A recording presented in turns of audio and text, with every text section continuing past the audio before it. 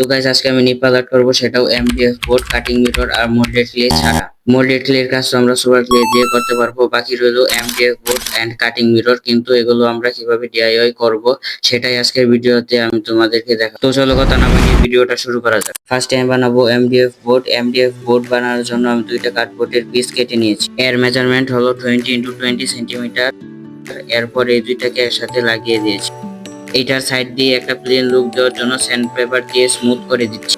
এখন এটা ঠিক এরকম লাগছে, but now it is not fully made. এখন আমরা নিব হোয়াইট সিমেন্ট বা ওয়াল পুট্টি। সো এখন আমি হোয়াইট সিমেন্ট, ফেভিকল, পানি মিক্স করে এর একটা পেস্ট তৈরি করে নিয়েছি।